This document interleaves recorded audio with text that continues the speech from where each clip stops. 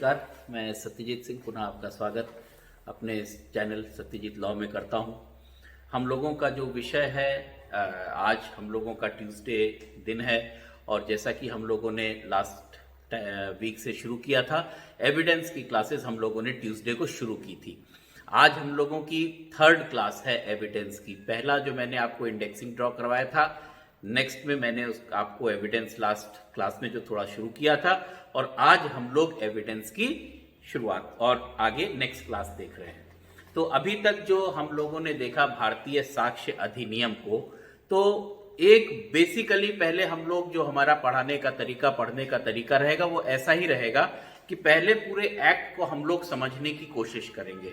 एक बार जब एक्ट का खाका हम लोगों का तैयार हो जाएगा कि वो एक्ट है क्या, what is basically that act, तो फिर उसके बाद हम लोग उसमें एक एक पॉइंट से प्रोसीड करते रहेंगे।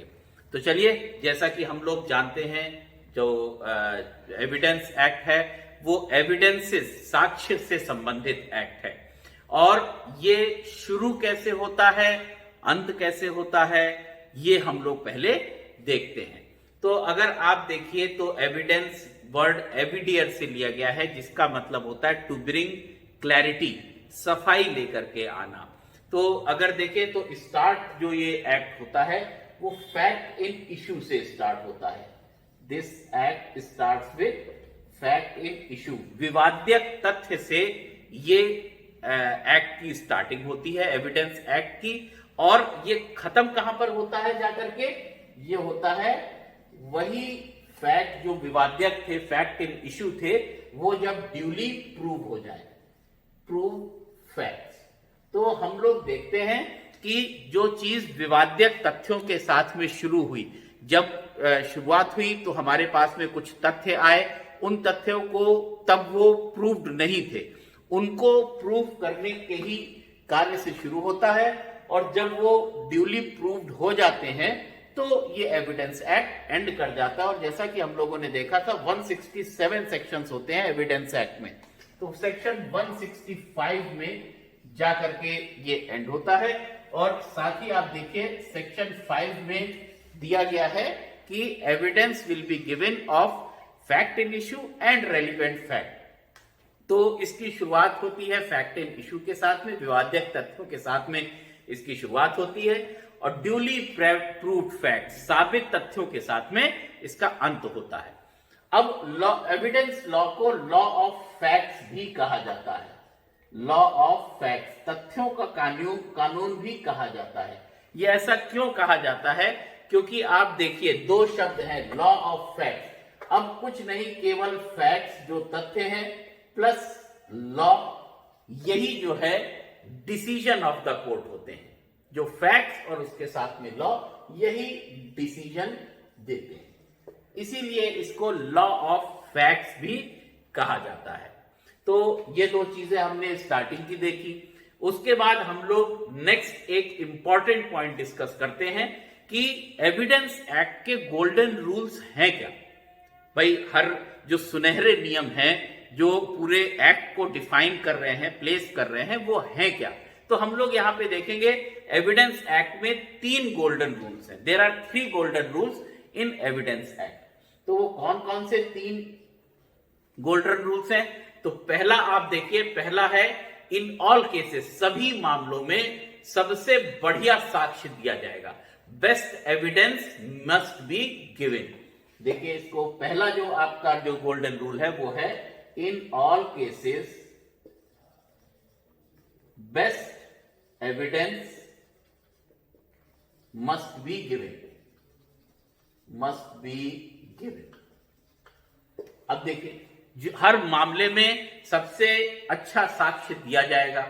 अब यहां पे जो वर्ड आ रहा है एविडेंस, अब ये एविडेंस बेसिकली किसकी बात, किस प्रकार के एविडेंस को हम लोग बेस्ट एविडेंस कहा जाएगा। तो अभी हम लोग नीचे आकर के थोड़ा सा इसको पहले गोल्डन रूल्स देख लेते हैं, उसके बाद इन्हीं गोल्डन रूल्स के एक एक वर्ड को हम लोग ब्रेकअप करते चलेंगे। तो अभी हम लोग सेक्शन 3 में जो एविडेंस की डेफिनेशन दी गई है, साक्ष्य की जो डेफिनेशन दी गई है, वहां से हम लोग देखेंगे कि ये बेस्ट एविडेंस है क्या, किस तरीके से दिया जाए तो वही बेस्ट एविडेंस कहलाएगा। ठीक है। उसके बाद जो सेकंड इसका गोल्डन रूल है वो ये है कि एविडेंस कहां तक सीमित हो, किस चीज का आप एविडेंस दे सकते हैं। तो एविडेंस, जैसा कि हम लोगों ने लास्ट क्लास में भी देखा था कि evidence must be given of एक या तो फैक्ट इन इशू और या तो रेलिवेंट फैक्ट्स।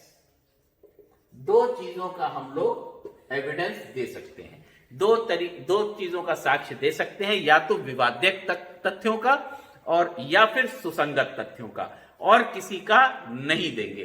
तो इन्हीं का हम लोग तथ्य देंगे। और ये बात हम लोगों को पता चलती है सेक्शन 5 से। सेक्शन 5 में लिखा हुआ है कि evidence must be given of only fact in issue and the relevant fact. ये दूसरा सुनहरा नियम है एविडेंस का, एविडेंस एक्ट का दूसरा सुनहरा नियम है। और तीसरा जो थर्ड गोल्डन रूल है वो ये है कि hearsay evidence is no evidence. और ये आप देखेंगे सेक्शन 60 धारा 60 में आप इस चीज को देखेंगे। यहां पे hearsay evidence is no evidence ये रूल दिया गया है। तो ये 3 गोल्डन रूल्स हैं और इन्हीं तीनों गोल्डन रूल्स पे हमको एविडेंस एक्ट को रखना है। इन्हीं 3 गोल्डन रूल्स पे हम लोगों को एविडेंस एक्ट पढ़ना है। यही पे पूरा हम लोगों को अपने आप को कंसाइज करना है। इसी तरीके से गोल्डन रूल हर एक्ट में होते हैं। अगर आप सीपीसी में देखिए तो सीपीसी में सिविल प्रोसीजर कोड, सिविल प्रक्रिया संहिता में धारा 6, धारा 9, धारा 15 3 गोल्डन रूल्स दिए गए हैं, 6, 9, 15। तो जब हम लोग सीपीसी पढ़ेंगे तो उनको भी हम लोग डिस्कस करेंगे। ठीक है। अब देखिए आते हैं हम लोग, सबसे पहले तो हम देखते हैं कि ये जो फैक्ट की बात कर रहा है, तथ्यों की बात कर रहा है, तो वो तथ्य है क्या? व्हाट इज तथ्य? फैक्ट क्या है? Evidence, what is evidence? Best evidence क्या है? वर्ड्स को हम लोग ले आउट कर रहे हैं। तो अगर आप सेक्शन 3 के पैरा 2 में देखिए, सेक्शन 3 के पैरा 2 सेकंड पैरा में आप देखेंगे तो आपको फैक्ट का मतलब, तथ्य का तात्पर्य दिया गया है। What is facts? तो फैक्ट में ये कहा गया है, आप डेफिनेशन पढ़िए। देखिए मैंने आप लोगों से रिक्वेस्ट किया था कि जब भी आप मेरे वीडियोस को देखिए तो, और आप उसको अगर अपने लिए बेनिफिशियल बनाना चाहते हैं टू द मैक्सिमम, तो आपको अपना बेयर एक्ट साथ में लेके बैठना चाहिए। तो अगर आप उसको बेयर एक्ट को आपने ओपन कर लिया है तो आप देखिए वहां पे लिखा है फैक्ट मीन्स एंड इंक्लूड्स। 2 चीजें लिखा है, मीन्स तात्पर्य बताता है, उसका अर्थ बताता है, और साथ ही साथ इंक्लूड करता है, शामिल करता है। किन किन चीजों को और शामिल करता है जहां पर आ गया, इसका मतलब क्या है कि जो डेफिनेशन, जिन चीजों को शामिल किया गया है वो कॉम्प्रिहेंसिव, पूरा नहीं है, वो कंप्लीट सेट नहीं है, यानी कि there is a chance of getting more of the things. तो यहां पे आप देखिए तो 2 पार्ट में ये डिवाइडेड है, 2 पार्ट में है। तो इसको हम लोग जो एक बेंथम की अप्रोच थी उसके हिसाब से अगर हम देखें तो 2 पार्ट में डिवाइड कर सकते हैं। बेंथम ने जो अप्रोच दिया था इसको देखने का, उसके हिसाब से हम देखते हैं। तो इसको हम लोग 2 कैटेगरी में डिवाइड कर सकते हैं। एक फिजिकल फैक्ट्स और दूसरा साइकोलॉजिकल फैक्ट्स। अब देखिए फिजिकल फैक्ट्स की हम लोग बात करें तो देखेंगे इसमें 3 चीजें आपको मिलेंगी।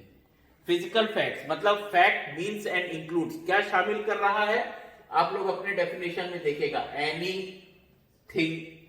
एनीथिंग, स्टेट ऑफ थिंग्स, दूसरा स्टेट ऑफ थिंग्स, ये आपने देखा एनीथिंग, स्टेट ऑफ थिंग्स, और रिलेशन ऑफ थिंग्स, उन चीजों के बीच में संबंध क्या है।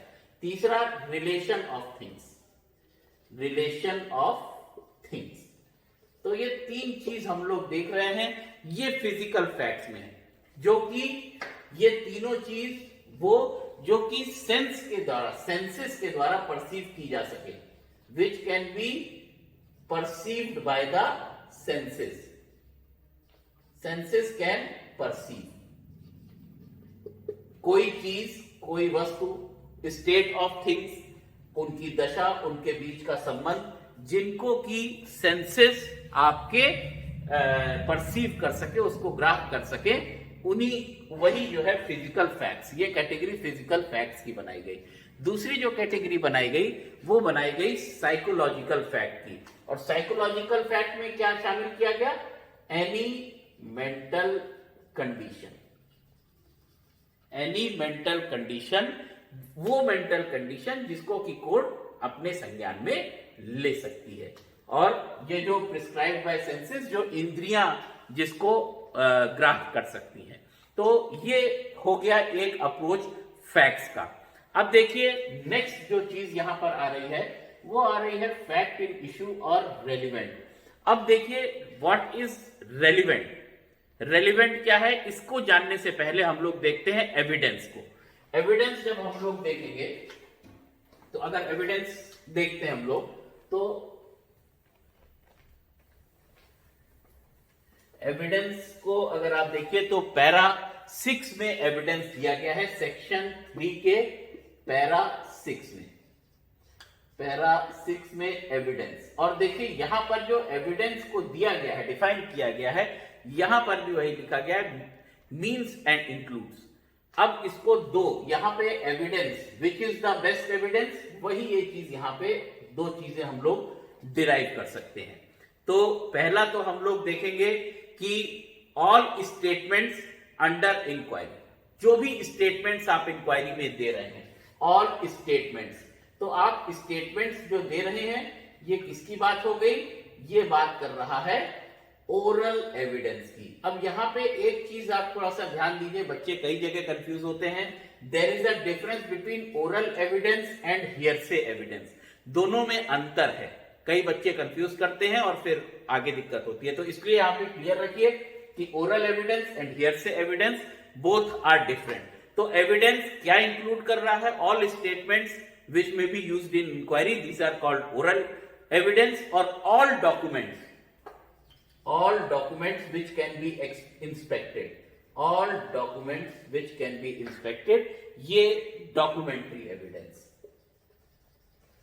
documentary evidence। तो हमने देखा जो बेस्ट एविडेंस है वो क्या है, या तो ओरल या तो डॉक्यूमेंट्री। तो एविडेंस की बात ही कर रहा है एविडेंस। अब देखिए नेक्स्ट जो चीज आ रही है वो आ रही है रेलिवेंट। What is relevant? तीसरा जो आ रहा है रेलिवेंट। तो अगर पैरा 4 आप देखें तो आपको रेलिवेंट पता चलेगा कि सुसंगत का तात्पर्य क्या है। तो पैरा 4 ये आपको बताएगा रेलिवेंट। रेलिवेंट तो यहां पे रेलिवेंट को जो डेफिनेशन दिया गया है, रेलिवेंसी जो डिफाइन की गई है वो यही कही गई है कि एक तथ्य जब दूसरे तथ्य के साथ में जुड़ा हो, connected with other, connected with other मतलब किसी अन्य के साथ में जुड़ा हुआ हो। और ये कैसे जुड़ेगा, कैसे जुड़ा होना चाहिए, ये जो रेलिवेंसी है, ये रेलिवेंसी डिसाइड कैसे होगी? ये रेलिवेंसी डिसाइड होगी चैप्टर 2 से। जैसा कि चैप्टर 2 में दिया गया है उसी तरीके से जब जुड़ा होगा तो वो रेलिवेंट कहलाएगा। तो ये चीज हमने यहां पे देखी। नेक्स्ट क्लास में हम लोग थोड़ा डिटेल में फैक्ट इन इशू को डिस्कस करेंगे। अब इसके बाद हम लोग एक और बहुत इंपॉर्टेंट चीज देखते हैं, वो देखते हैं कि एप्लीकेबिलिटी। ये एप्लीकेबिलिटी एक्ट की कहां पर है, क्योंकि एप्लीकेबिलिटी सेक्शन 1 में दी गई है और it is very important. Applicability, applicability of this act. अब अगर एप्लीकेबिलिटी पे हम लोग देखें कि ये लागू कहां पर होता है, तो इसको भी हम लोग दो भाग में डिवाइड कर सकते हैं। इसको दो भाग में डिवाइड कर सकते हैं। एक वो जहां पर ये एप्लीकेबल होगा, अगर आप सेक्शन 1 में देखेंगे, पढ़ रहे होंगे डेफिनेशन, तो उसमें आप देखेंगे कि ये एप्लीकेबल कहां पर है और साथ ही साथ दिया गया है कहां पे एप्लीकेबल नहीं है। और इससे लगातार प्री में क्वेश्चंस आपके कंटिन्यूअस बन रहे हैं, कंटिन्यूअस बनते हैं और आप हमेशा कंफ्यूज करते हैं। तो पहले हम लोग यहीं पे देखते हैं कि एप्लीकेबिलिटी इस लॉ की कहां पर है। तो अगर इसको देखते हैं, दो पार्ट में आप डिवाइड कर लीजिए। एप्लीकेबल कहां पे ये लागू होगा और कहां पे ये नॉट एप्लीकेबल, लागू नहीं होगा। अब देखिए एप्लीकेबल अगर आप देखेंगे तो ये एप्लीकेबल एक्ट कहां कहां पे अप्लाई हो रहा है। तो सबसे पहले देखिए उसमें लिखा होगा ऑल जुडिशियल प्रोसीडिंग्स। अब देखिए जुडिशियल प्रोसीडिंग्स, ये एक नए शब्द आया। अब ये जुडिशियल प्रोसीडिंग्स डिफाइन कहां पर है, ये जुडिशियल प्रोसीडिंग्स को कहां डिफाइन किया गया है। तो यहां पर पे तो कहीं डिफाइन नहीं, यहां पे केवल लिख दिया गया ऑल जुडिशियल प्रोसीडिंग्स। तो ऑल का मतलब यहां पे जो ऑल है ये किस सेंस में लिखा गया है, यानी कि this all includes criminal as well as civil law. मतलब क्या कि क्रिमिनल और सिविल जुडिशियल प्रोसीडिंग्स, ऑल का तात्पर्य यही हो गया कि दोनों पे लागू बराबर ये होता है। अब जुडिशियल प्रोसीडिंग्स की और अच्छे से आपको और डेफिनेशन भी देखनी हो तो सीआरपीसी दंड प्रक्रिया संहिता के सेक्शन 2I में आप इसकी डेफिनेशन भी देख सकते हैं। उसके बाद पहला इसकी एप्लीकेबिलिटी हो गई सभी जुडिशियल प्रोसीडिंग्स पे, ठीक है। उसके बाद आप देखिए इन और बिफोर एनी कोर्ट, नेक्स्ट लिखा है इन और बिफोर एनी कोर्ट, ठीक है। अब देखिए जब कोर्ट की बात आ गई, यहां पे एक चीज हम लोग और लेकर के आएंगे। जहां पे कोर्ट की बात आई तो हम लोग ये देखेंगे कि कोर्ट में क्या क्या शामिल है। इन और बिफोर एनी कोर्ट, क्या कोर्ट में आर्बिट्रेटर्स भी शामिल हैं, क्या क्या क्या चीजें शामिल हैं। और उसी के साथ हम लोग एक चीज और देखेंगे इसकी एप्लीकेबिलिटी, इंक्लूडिंग कोर्ट मार्शल्स। यहां पे आपको कंफ्यूज नहीं होना है, यहां पे आपको बिल्कुल क्लियर जान लेना है कि कोर्ट मार्शल्स पे भी जो है एविडेंस एक्ट अप्लाई होगा। ये आपको बिल्कुल क्लियर रखना है। कहीं से भी आपको उसकी जो डेफिनेशन आप जो सेक्शन 1 पढ़ेंगे तो आपको लग रहा होगा, कई जगह लगता होगा कि कोर्ट मार्शल्स पे अप्लाई नहीं करता है, लेकिन नहीं, वो कोर्ट मार्शल्स पे अप्लाई कर रहा है। उसकी वर्डिंग्स आप पढ़ लीजिए, केवल किन कोर्ट मार्शल्स पे अप्लाई नहीं कर रहा है, उन कोर्ट मार्शल्स पे अप्लाई नहीं कर रहा है जो कि आर्मी एक्ट या नवल डिसिप्लिनरी एक्ट इस पे लागू होता है, या मान लीजिए आपका नेवल एक्ट पे तो बता ही दिया खैर। और उसके बाद ये देखिए एप्लीकेबल कहां नहीं है, एफिडेविट्स पे। एफिडेविट्स जो कि दिए जाते हैं कोर्ट में, उस पे भी ये लागू नहीं होता। और साथ ही साथ ये लागू नहीं होता आर्बिट्रेशन प्रोसीडिंग्स पे, आर्बिट्रेशन मध्यस्थम प्रोसीडिंग्स पर भी ये लागू नहीं होता। ये इसकी नॉन एप्लीकेबिलिटी हो गई और ये इसकी एप्लीकेबिलिटी हो गई। और यहां पे इस आर्बिट्रेशन प्रोसीडिंग्स में अब यहां पे देखिए कोर्ट मार्शल्स को, ये तो एक हो गया इंक्लूसिव पार्ट। एप्लीकेबिलिटी को हम लोग देख रहे थे तो इंक्लूसिव और नॉन इंक्लूसिव। तो अब एप्लीकेबिलिटी हमने यहां से देख ली, नॉन एप्लीकेबिलिटी हमने यहां से देख ली। अब यहां पे देखिए कि जो कोर्ट है, कोर्ट इसमें क्या क्या शामिल है, क्योंकि यहां पे हम लोग जब देखेंगे डेफिनेशन तो कोर्ट में शामिल क्या क्या है, सेक्शन 3 में कोर्ट में क्या क्या शामिल है वो सब बताया गया है। अब देखिए शामिल क्या क्या है इसमें जो है जज शामिल किया गया है, इसमें मैजिस्ट्रेट शामिल किए गए हैं, इसमें ऑल पर्सन सभी व्यक्ति भी शामिल किए गए हैं। जज शामिल किए गए, मैजिस्ट्रेट और ऑल पर्सन सभी व्यक्ति। अब ये सभी व्यक्ति क्या क्या करने के लिए सक्षम होने चाहिए, they must be legally authorised to take evidence, मतलब प्राधिकृत होने चाहिए साक्ष्य लेने के लिए, legally authorised to take evidence. They must be legally authorised to take evidence, उनको शामिल किया गया है। और किसको नहीं शामिल किया गया है, एक्सक्लूड किसको किया गया है, क्योंकि कोर्ट की डेफिनेशन को आप इंक्लूसिव और एक्सक्लूसिव दो पार्ट में आप कर सकते हैं। इंक्लूड किसको कर रहा है, जजेस, magistrate, all persons who are legally authorised to take evidence, परंतु आर्बिट्रेटर्स को ये शामिल नहीं कर रहा है, आर्बिट्रेटर्स को शामिल नहीं कर रहा। और इसमें एक बहुत इंपॉर्टेंट केस भी है, एमसीडी वर्सेस अशोक कुमार, जिसमें ये कहा गया है कि arbitrators are not bound to follow the evidence act, वो लोग बाउंड नहीं है कि एविडेंस एक्ट को फॉलो करें। और यही चीज आप देखिए सेक्शन 19 आर्बिट्रेशन एक्ट 1996 का जो आर्बिट्रेशन एक्ट का सेक्शन 19 है, वो इस चीज को बता रहा है कि वो सीपीसी और एविडेंस को एक्सक्लूड कर रहा है।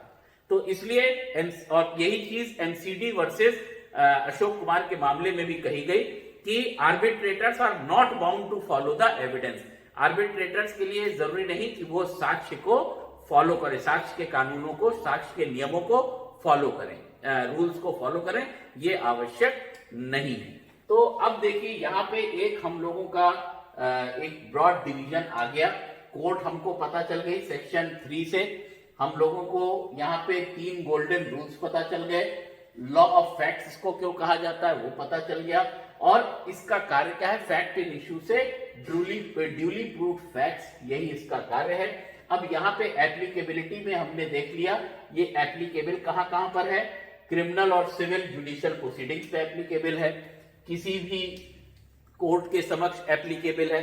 अब किसी भी कोर्ट मतलब इसमें कोर्ट में क्या क्या शामिल है एविडेंस एक्ट में, वो हम लोगों ने सेक्शन 3 से देख लिया, जज, magistrate, any other person who is legally authorised to take evidence, जो भी प्राधिकृत है साक्ष्य लेने के लिए, और कोर्ट मार्शल्स को भी इंक्लूड कर रहा है ये एक्ट। कोर्ट मार्शल्स में भी एविडेंस एक्ट लागू हो रहा है, केवल किन पे लागू नहीं हो रहा है, जो आर्मी एक्ट में, नवल डिसिप्लिनरी एक्ट में, यहां पे जब कोर्ट मार्शल्स कैरी किए जा रहे हैं इन पर्टिकुलर एक्ट्स में, तब ये लागू नहीं होगा, बाकी एफिडेविट्स पे लागू नहीं होगा और आर्बिट्रेशन प्रोसीडिंग्स पे ये लागू नहीं होगा।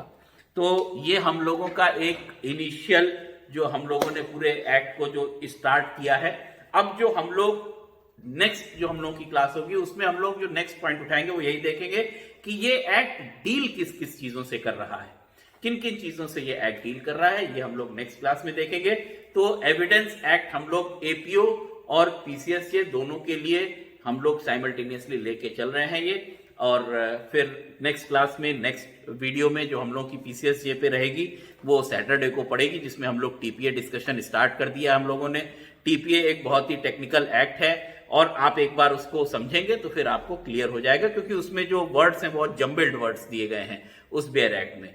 तो इन सब चीजों को एक बार आप देख लीजिए, अपने बेयर एक्ट्स को आप सर्च कर लीजिए, इतनी चीजें देख करके फिर नेक्स्ट क्लास में बैठिए, हम लोग आगे प्रोसीड करते हैं। चलिए तब तक के लिए स्वस्थ रहिए, मस्त रहिए, धन्यवाद, नमस्कार।